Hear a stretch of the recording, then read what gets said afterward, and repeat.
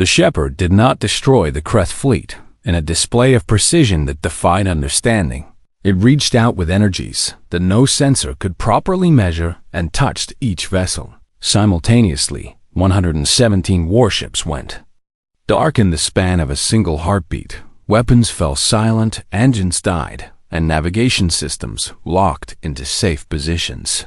But life support continued functioning, and the crews remained unharmed. Ambassador Yoon Seora watched from the observation deck of the abandoned station as the most powerful military force she had ever witnessed was rendered helpless without a single death. How? High Speaker Tylax whispered. How is this possible? Before anyone could answer, a broadcast began transmitting on every frequency across the entire galaxy. The voice of Earth Control spoke to every species on every world that possessed the technology to receive the message, citizens of the Galactic Concord. The calm voice said, "For 300 years we have honored the quarantine that was placed upon our world, and we did so willingly because we understood that the galaxy needed time to grow beyond its fear. Today that quarantine ends, not because we demanded it and not because we forced it, and not because we conquered those who imposed it.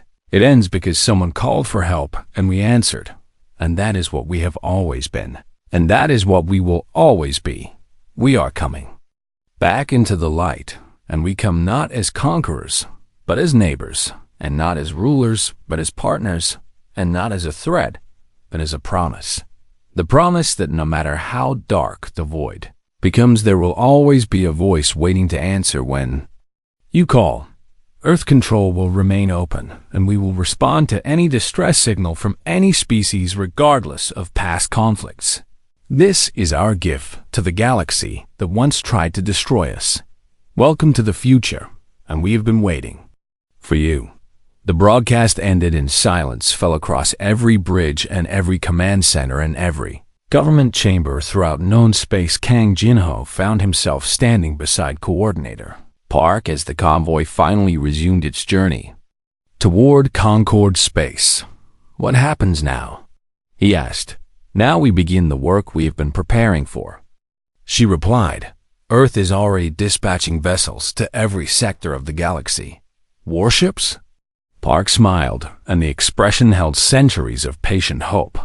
"Medical ships," she said, "engineering vessels and educational transports and agricultural specialists and conflict resolution teams, and everything we have learned during our long isolation. We are going to offer the galaxy what we always wanted to offer before they tried to stop us: help in the cargo bay of the Harmony's Promise." Cho Daeong finished her repairs and sent a message to Jinho through the ship's internal communication system. "I have to go now," she said.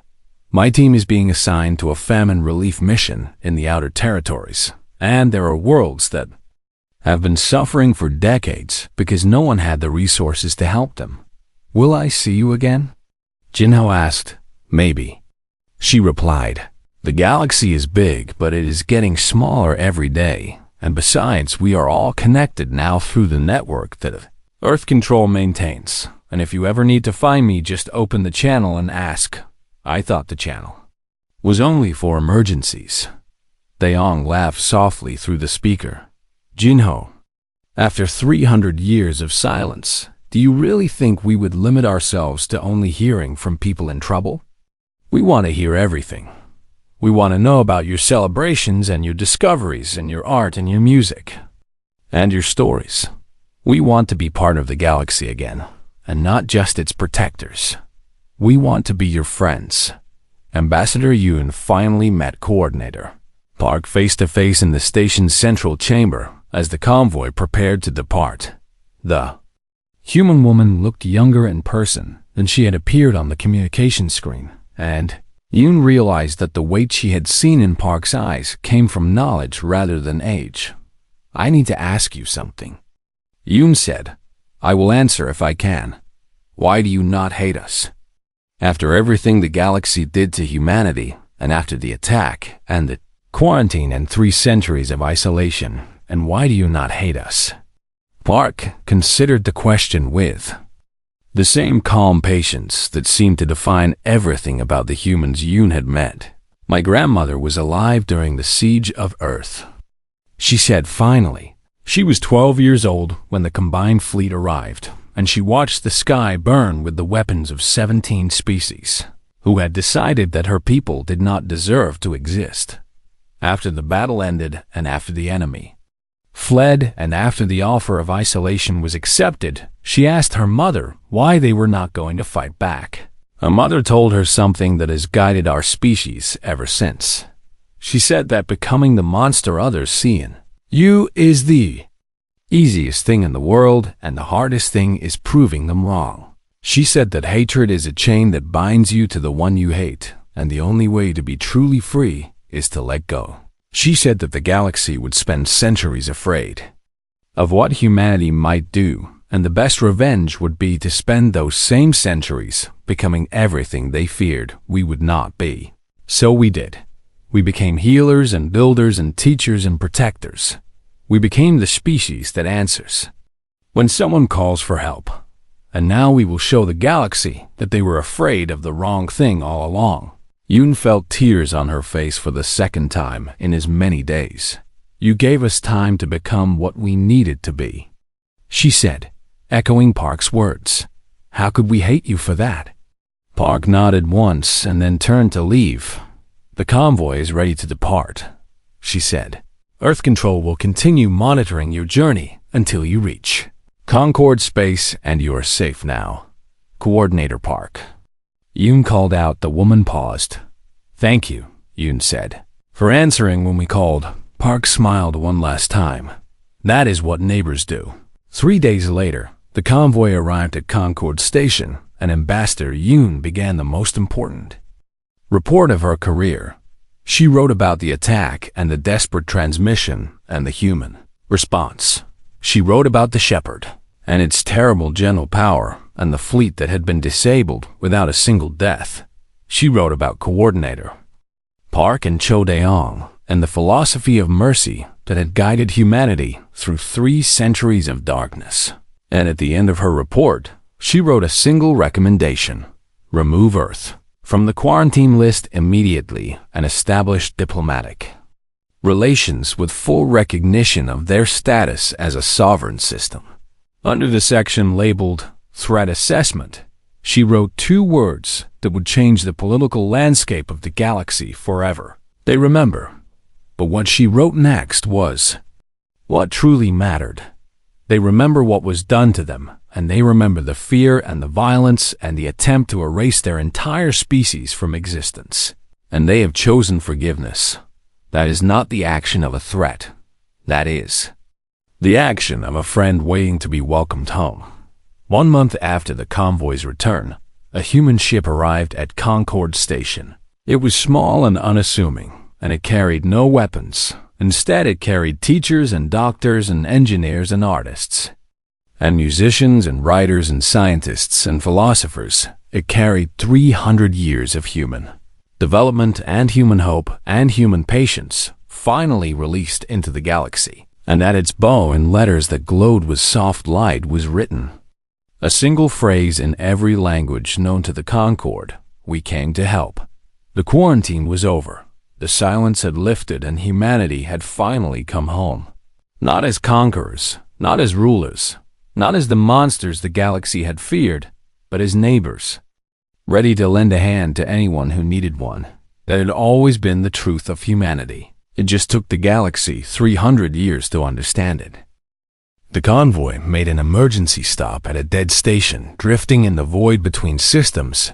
Historian Beak Myre recognized the architecture immediately as pre-quarantine human design, and her heart began to race with scholarly excitement.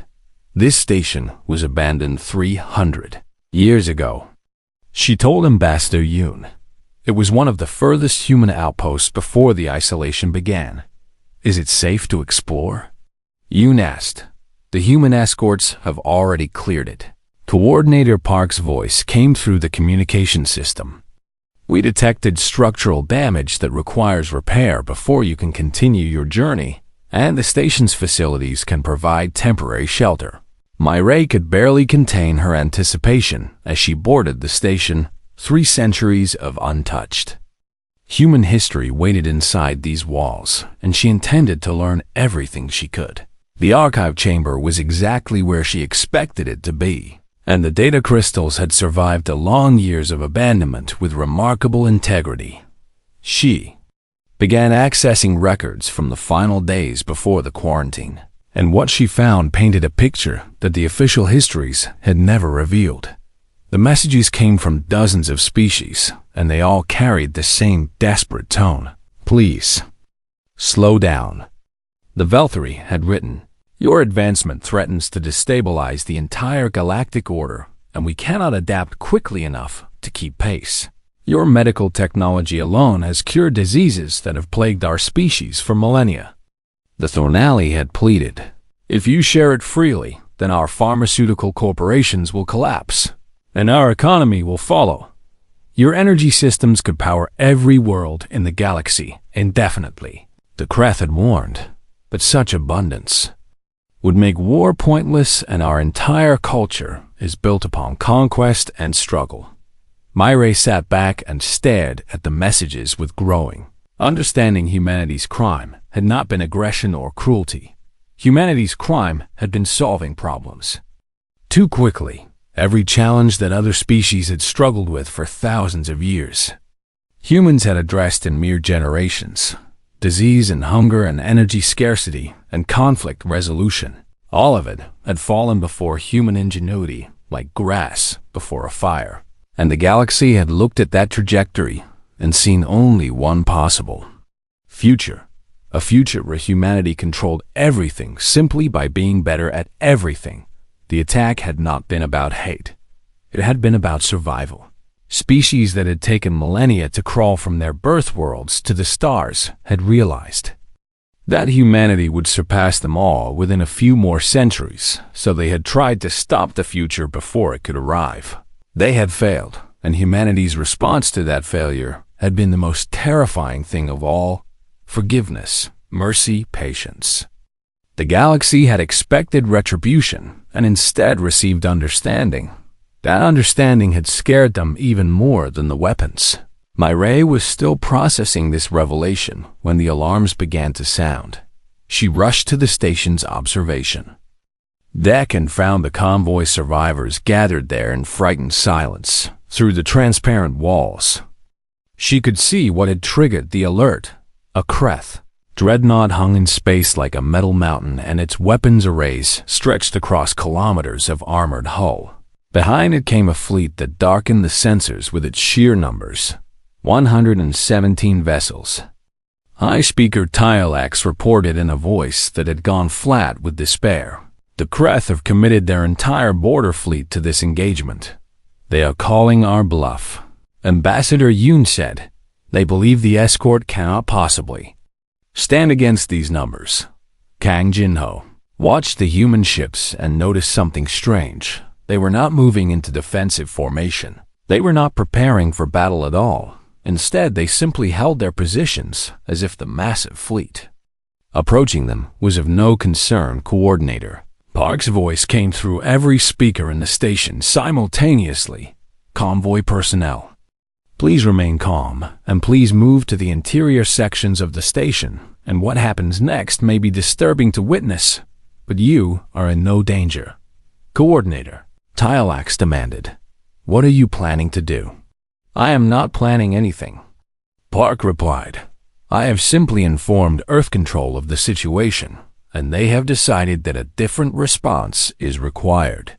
The communication channel shifted and a new voice filled the air, calm and patient and utterly without fear. "Convoy vessels," Earth Control said, "you have honored the quarantine for 300 years, and you reached out to us only when you had no other choice, and you have treated our personnel with respect and kindness despite your fear, and for this we are grateful." The Kreth fleet continued its approach, and weapons began to charge with deadly light. The species of the galaxy have had 3 centuries to grow, and to learn, and to perhaps understand that we never wished to be their enemies, and we hoped that time would be enough. But it seems that some lessons require demonstration. What is happening? Yoon whispered. Therefore, Earth Control continued. We will now show you what we have become, and we ask only that you remember that we use this power in your defense, and never for conquest. Space itself seemed to shudder. Mireille felt the vibration in her bones as something vast began to emerge from a tier in reality that had not existed a moment before. At first she thought it was another ship, but then her mind struggled to process what her eyes were seeing. It was not a ship. It was a structure so massive that the Kreth dreadnought looked like a child's toy beside it. Weapons covered its surface in patterns that suggested intelligence beyond organic comprehension, and its hull seemed to drink the light of distant stars. The Kreth fleet stopped advancing. This is the Shepherd, Earth Control announced. It has been waiting, as have we. The dreadnought's commander appeared on the communication display, and Mireille saw raw terror on his alien features. What is that thing? He demanded. It is our answer to the question you have been asking for 300 years. Coordinator Park replied. You wanted to know what humanity was doing behind the quarantine, and now you know. That is impossible. The commander whispered. No species could build something like that, and no power source could sustain it. You are correct that no single species could have built the Shepherd, Earth Control said. But we are no longer a single species, and we have merged with our machines, and with our networks, and with each other. And we have become something new. We have become what you feared we would become. But we have also become what you hoped we might become. We have become protectors. The Shepherd moved, and reality bent around it.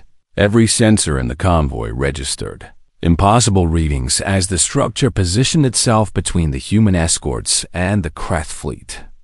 Kreth Commander, Earth Control said, you have a choice, and you can withdraw your fleet and allow the convoy to pass in peace, or you can attack and discover why 17 species failed to destroy a single world 3 centuries ago. If you choose to attack, then please understand that we will disable your vessels, but we will not kill your crews, and we do not wish to cause death, and we never have. But we will not allow harm to come to those we have sworn to protect. The Kreth commander stared at the Shepherd for a long moment. Then he gave an order that would change the history of his species forever. All ships, power down weapons and withdraw to defensive positions and open a path for the convoy. As the Kreth fleet parted, Ambassador Yoon found herself crying without knowing when the tears had started. They could destroy the entire Kreth Empire, she said quietly. They could destroy every species that ever threatened them, and no one could stop them. Yes, Coordinator Park replied. But that was never the point. Then what is the point? Park's answer was gentle and sad and full of hope. The point is, that power without mercy is just tyranny, and we had enough of tyranny before the quarantine. And we decided that if we were going to be the strongest, then we would also be the kindest. We decided to be worthy of the power we have been given.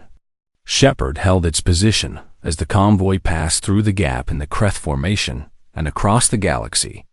Sensors detected its presence, and species that had thought themselves masters of the stars realized that the universe had just changed forever. The quarantine was ending, and humanity was coming home. The journey through contested space should have taken 3 weeks, but the human escorts moved at speeds that the convoy could barely comprehend. Ambassador Yoon Seora watched from the bridge as 7 small vessels formed a protective shell around the 3 surviving diplomatic ships. Each human craft was no larger than a standard shuttle. Yet they moved with a precision that suggested intelligence far beyond any computer system the Concorde had ever developed. They fly like they are one organism. High Speaker Tylax observed quietly. No communication lag and no coordination errors, and perfect synchronization across all units. Perhaps they are linked somehow. Yoon suggested linked how. Even our most advanced neural networks cannot achieve that level of coordination. Yoon had no answer on the 3rd day of travel. She finally managed to establish direct communication with the escort commander. A woman's face appeared on the screen with dark hair pulled back severely and eyes that held 3 centuries of patience. Ambassador Yoon. The woman said, "I am. Coordinator Park Yoonji and I have been assigned to oversee your safe passage to Concord space. Coordinator Park." Yoon replied, "On behalf of everyone in this convoy, I want to thank you for responding to our distress call. Thanks are unnecessary." Park said simply, "We heard a call for help and we responded because that is what we do. May I ask some questions about Earth's current situation?" Park's expression did not change, but something shifted in her eyes. "You may ask," she said, "but I may not be able to answer everything. The quarantine has been in place for 300 years. Yoon said carefully, "What has humanity been doing during that time?" "Waiting," Park replied. "Waiting for what?" "For someone to need us badly enough to break the silence." Yoon absorbed this information and found it both reassuring and deeply unsettling. The idea that humanity had spent 3 centuries simply waiting for an opportunity to help suggested either extraordinary patience or extraordinary confidence, perhaps both. "Your ships," Yoon continued. "They disabled those Kreth destroyers in seconds without killing anyone aboard, and I've never seen technology capable of such precision. We had a long time to develop our methods," Park said, "and we decided early on that causing death should always be a choice rather than a necessity. That is a remarkable philosophy for a species that was almost wiped out by the rest of the galaxy." Park smiled slightly, and the expression made her look almost young despite the weight of knowledge in her eyes.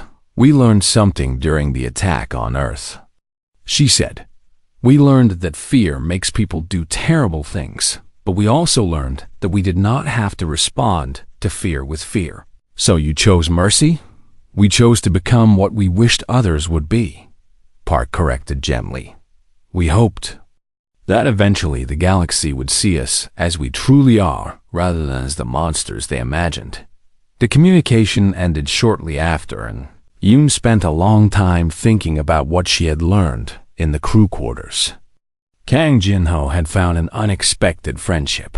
A human engineer named Cho Daeong had come aboard to repair the convoy's damaged systems, and she worked with a cheerful efficiency that seemed almost out of place given the circumstances. "You seem happy," Jinho observed as he watched her rewire a power coupling. "I am happy," Daeong replied. "This is the first time in my life that I have been able to help someone outside our system, and it feels good." "You have never left Earth before?" "No one has," she said. "Not until now, and we have been training for this moment for generations, and the older engineers used to tell stories about the day when we would finally be needed again." "That sounds lonely," Jinho said. Daeong paused her work and looked at him with understanding in her eyes. "It was lonely sometimes," she admitted. "We knew the galaxy was out there, and we knew that people were living and dying and struggling with problems we could have helped solve, but we also knew that they were not ready to trust us. So you just waited. We prepared," she corrected. "We built and we learned and we grew, and we made ourselves ready for the day when someone would finally ask for our help. And you are not angry?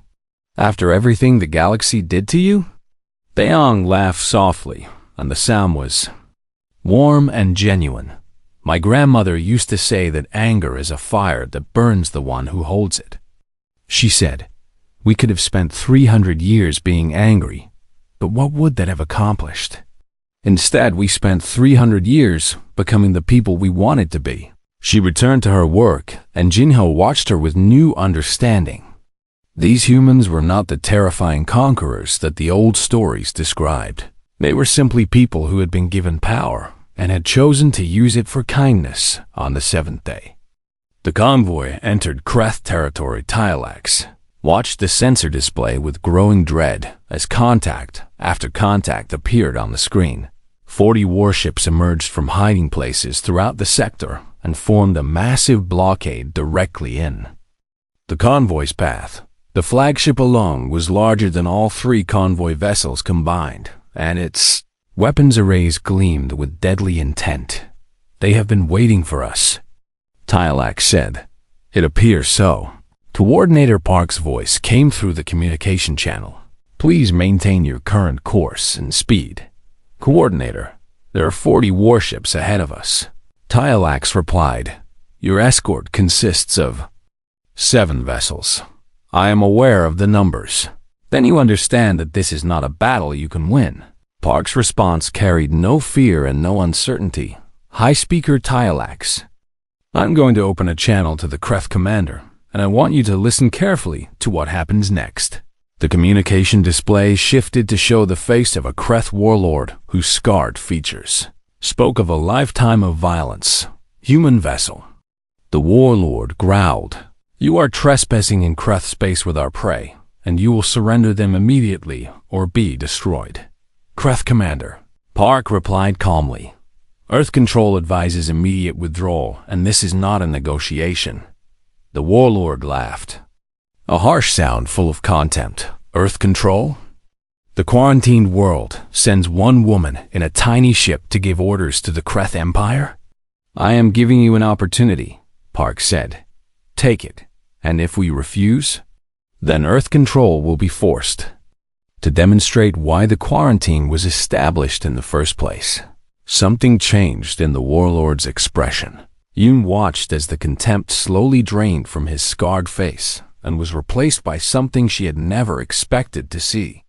On a Kreth out, the warlord turned to someone off-screen and spoke in rapid Kreth that the translators struggled to process when he turned back. His voice was quieter. "My tactical officer has just informed me of an anomaly," he said.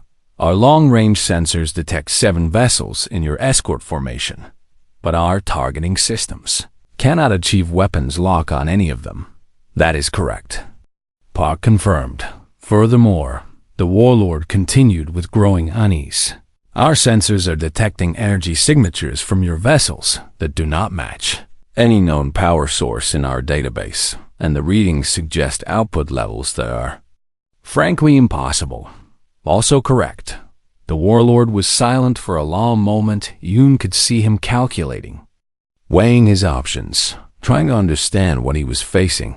"The stories," he said finally. "The old stories that my grandfather told me about the siege of Earth, and about what the humans did to the combined fleet of 17 species in 6 minutes. Those stories are accurate," Park said. "He told me that the humans could have destroyed every ship in the galaxy after that battle, but they chose not to. Also accurate. Why? Why did you not destroy your enemies when you had the chance?" Park's answer was simple and devastating. "Because destruction was never our purpose, and we only wanted to be left alone, and now we only want to help." The warlord looked at his tactical display one more time. Then he gave an order that shocked every Kreth officer on his bridge. "All ships, withdraw," he said. "Clear a path for the convoy." As the massive Kreth fleet parted before them like water around a stone, High Speaker Tylax turned to Jinho with wonder in his ancient eyes. What could make the Kreth run from 7 small ships? He asked. Jinho thought about Cho, Daeong and her cheerful smile and her grandmother's wisdom about anger. "I think they remembered what happens when Earth Control stops being patient," he said, and they decided they did not want to find out if the stories were true. The convoy passed through the gap in the Kreth formation, and not a single weapon was fired behind them. 40 warships watched in silence as the humans escorted their charges to safety.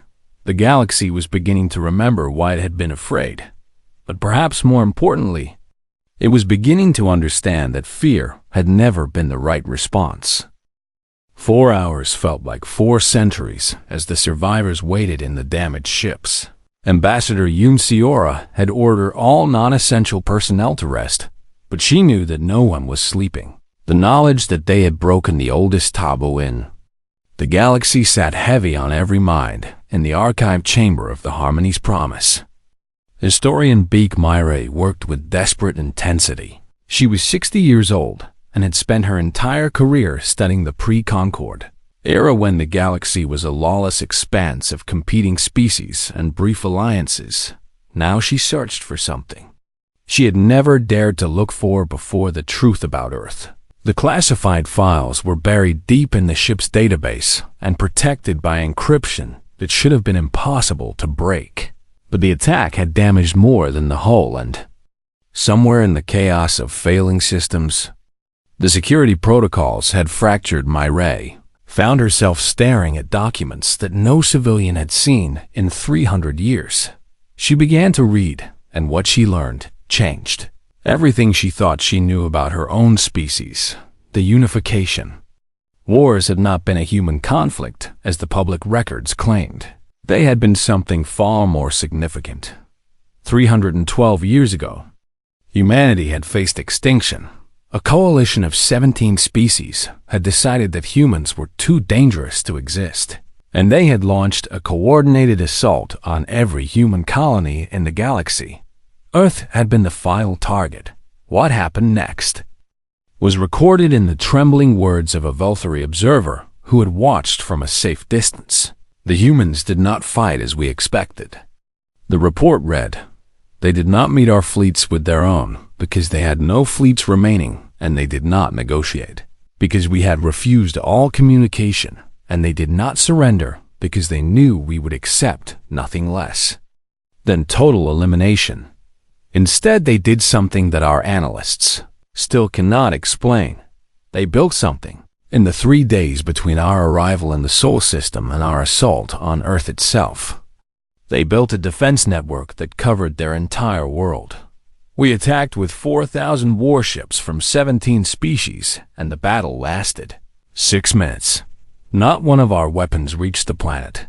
Not one of our ships escaped." Myre scrolled through page after page of similar accounts. Species after species had recorded their terror in official documents that were never meant to be seen. The Kreth wrote of weapons that struck before they could be detected and shields that absorbed energy like water into sand. The Velthari described defensive systems that seemed to predict attacks before they were launched, and countermeasures that adapted faster than any computer should have been able to process. The Thornalley, a species now extinct, recorded their final transmission. "They are not fighting us because fighting implies effort and uncertainty, and what they are doing is simply removing us from existence with the casual precision of a surgeon removing diseased tissue." But it was the aftermath that truly horrified the galaxy. When the battle ended, humanity did not pursue the fleeing survivors. They did not demand reparations or territory or apologies. Instead, they broadcast a single message to every species that had attacked them: "We forgive you." The message said, "We understand that you were afraid, and we understand that fear makes people do terrible things, and we do not wish to become the monsters you believed us to be. And so we offer you this gift. We will stay. We will remain within our system, and we will not expand, and we will not seek revenge, and we will wait until the galaxy is ready to know us as we truly are. But if you ever need us, the channel will remain open. We will be listening."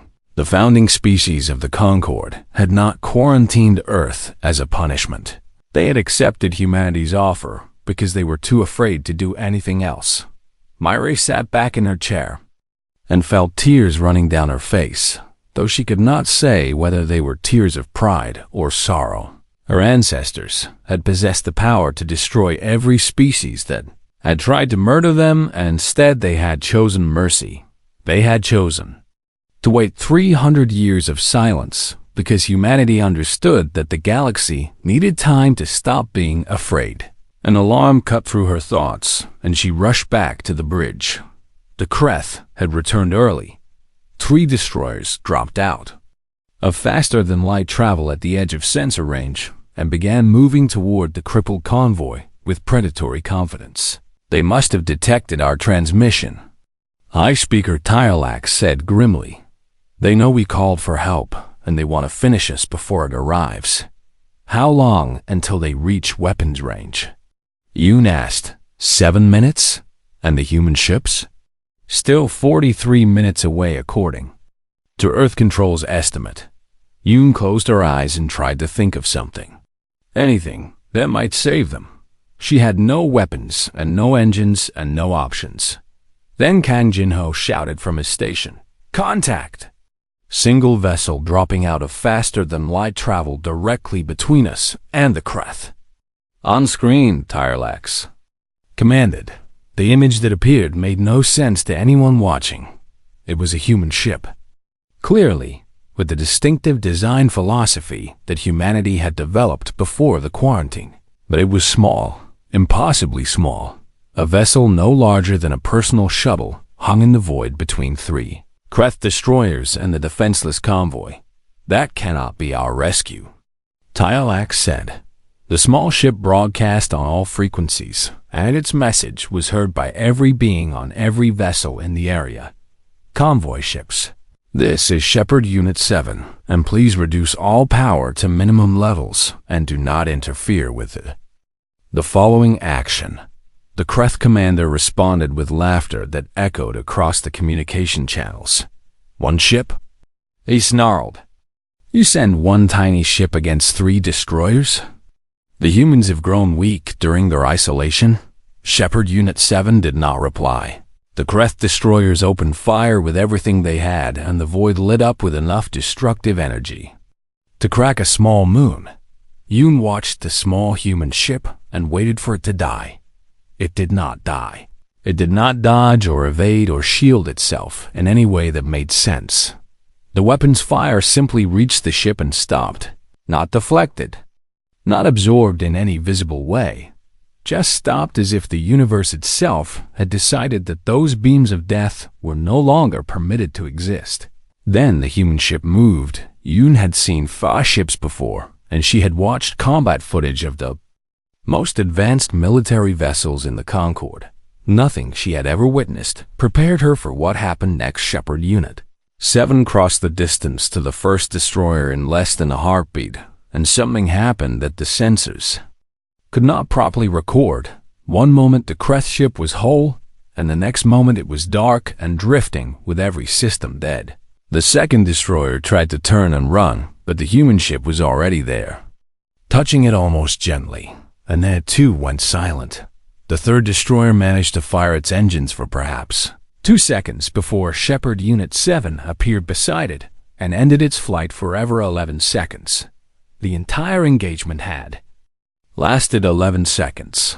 The human ship returned to its position between the convoy and the disabled Kreth vessels and broadcast once more. Earth Control confirms threat neutralized and escort protocols engaged, and additional units will arrive shortly. To ensure convoy safety, High Speaker Tirelax collapsed into his command chair, and his forearms hung limp at his sides. Now I understand, he whispered. Now I understand why my ancestors were afraid. Kang Jin-ho stared at the tactical display with wide eyes. Those destroyers are not destroyed, he said slowly. Their weapons are offline and their engines are dead, but life support is functioning and the crews are alive. Yoon felt something shift in her understanding of what humanity had become. They had not come to kill, they had come to protect. And they had done so with power so vast that destroying the enemy would have been no different than showing mercy. The choice had cost them nothing. They had simply chosen to let the Kreth live. Shepard Unit 7 remained on station as more human ships began to arrive. Each one small and quiet and carrying within it the promise of absolute safety. The convoy would survive. The galaxy would never be the same. The emergency lights painted everything in shades of red and shadow as Ambassador Yoon Seora pulled herself through the twisted corridor of the diplomatic vessel. Harmony's promise. She had been asleep when the attack came, and now she moved through. A ship that no longer felt like the proud flagship of the Galactic Concorde bodies floated past her in the zero-gravity sections where life support had failed, and she forced herself not to look at their faces. 17 ships had departed from Concord stationed 3 days ago, carrying diplomats and delegates to the peace summit on Verth Prime. Now only 3 remained. The Kreth raiders had come without warning from the dark spaces between stars where no patrol vessels traveled. They had torn through the convoy like predators through a wounded herd, and then vanished back into the void as quickly as they had appeared. Yoon reached the bridge and found chaos held together by desperate professionalism. High Speaker Tylax of the Valkyrie stood at the center of it all, his forearms moving across multiple control surfaces, while his elongated head turned to track a dozen different emergencies. The Valkyrie had evolved on a world of constant storms, and their species had learned to remain calm when everything around them screamed destruction. Ambassador, Tylax said without looking up, "I am grateful you survived. How bad is it?" "Our faster-than-light beacon was destroyed in the first volley," he replied. "We cannot call for help, and we are 9 months from the nearest allied system at our current engine capacity." 9 months. Yoon felt the weight of those words settle into her bones. They had food for perhaps 2 months. If they rationed carefully, and water recycling would fail long before that, the Kreth will return. She said, "Yes." Tylax agreed. They left because they detected a Concord patrol vessel at the edge of sensor range, but that vessel did not detect us, and will not return this way for another 6 cycles. So we have 6 days before they come back to finish us. 5 days and 14 hours to be precise. A young officer approached them, and Yoon recognized Kang Jinho from the communications division. He was barely 25 years old by human standards, and his face carried the particular exhaustion of someone who had been working without rest since the attack began. "High Speaker," Jinho said, "I may have found something, but I need to explain the context first." Tylax gestured for him to continue. "Our primary transmitter is gone, but we have a backup unit that survived because it was stored in a shielded compartment," Jinho said. "The problem is that it only has enough power for a single transmission on a single frequency. Then we choose the frequency most likely to reach help." Tylax said, "That is where it becomes complicated," Jinho replied. "I have been searching through our database for any signals that might reach civilization, and I found only one frequency within our transmitter's range." He pulled up a display, and Yoon saw a string of numbers that meant nothing to her. "This frequency is listed in pre-Concord records," Jinho continued. "It dates back over 300 years, and it carries a warning in 12 different languages." "What warning?" Yoon asked. Jinho hesitated before reading aloud.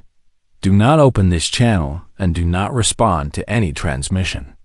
Received, and do not acknowledge contact under any circumstances." Silence fell across the bridge. "Where does this frequency lead?" Tylax asked quietly. "According to the records," Jinho said, "it connects to a relay station in the Sol system." Yoon felt something cold move through her chest. Sol was the human homeworld star, and Earth had been under quarantine for 300 years. No ships entered that system, and no signals left it.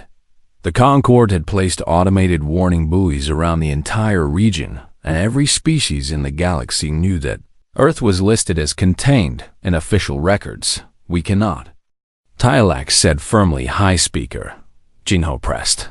"It is our only option. The quarantine exists for a reason." Tylax replied, "The founding species of the Concord sealed that system before most of our civilizations had achieved space travel, and they did not do so lightly. With respect," Yoon said, "most of us on this ship will be dead in 2 months, regardless of what waits on that frequency." Tylax turned his large eyes toward her, and she saw something there that surprised her fear. Not the practical fear of death that any rational being felt, but something deeper and older. "Ambassador Yoon," he said carefully, "you are human, and perhaps you do not know the full history of your own species. I know that Earth was quarantined after the Unification Wars." She replied, "I know that the details are classified beyond my clearance level." And I know that my ancestors did something that frightened the galaxy, badly enough to seal an entire system. That is putting it mildly. Tyolax said. Then tell me what they did. The high speaker was quiet for a long moment before he spoke again. They won, he said simply. They won so completely and so absolutely that every other species realized we could never catch up, and we could never compete, and we could never defend ourselves if humanity ever decided we were a threat. Yoon absorbed this information and found that it did not surprise her as much as it should have. She had always wondered why the quarantine existed, and why humans born outside Seoul were allowed to live freely in Concord space. Now she understood they had not sealed Earth to punish humanity. They had sealed it because they were afraid of what humanity might become. Open the channel, she said. Ambassador. High Speaker Tylax, Yoon interrupted. We have 300 souls on these ships, including children who came with their diplomat parents. And I will not let them die in the dark, because the Concord made a decision 3 centuries ago based on fear. Tylax stared at her for a long moment. Then he turned to Jinho and nodded once. Jinho's hands trembled as he configured the transmitter, and Yoon noticed that everyone on the bridge had stopped working to watch. The young officer took a deep breath and opened the channel. Static filled the speakers for 3 heartbeats. Then a voice came through. Calm and patient and utterly human. This is Earth. Control receiving your signal, and please identify yourself and state the nature of your emergency. Yoon stepped forward and spoke clearly. Earth Control. This is Ambassador Yoon Seora of the Galactic Concord aboard the diplomatic vessel Harmonies. Promise, and we are survivors of a Kreth Raider attack, and we require immediate assistance. The voice did not hesitate. Ambassador Yoon. Please transmit your current coordinates and the number of survivors and any immediate medical emergencies. Jinho sent the data with shaking hands. The bridge was silent as everyone waited, and Yoon could hear her own heartbeat in her ears when Earth Control spoke again. The words sent ice through her veins. Ambassador Yoon, we have received your information and help is already on the way, and please maintain this frequency for further instructions. Tylax made a sound that Yoon had never heard from a Velthari. Before was the sound of ancient fear meeting present reality. That is impossible, he whispered. We only just transmitted our coordinates, and the nearest system is weeks away at maximum faster than light speed. The voice of Earth Control returned one final time before the channel went quiet. Estimated arrival of escort vessels is 4 hours and 17 minutes, and please reduce power output to minimize detection, and Earth Control will maintain watch, and you are no longer alone. Yoon looked at Tylax and saw the truth written on his alien features, whatever humanity had become during 300 years of silence. The galaxy was about to find out.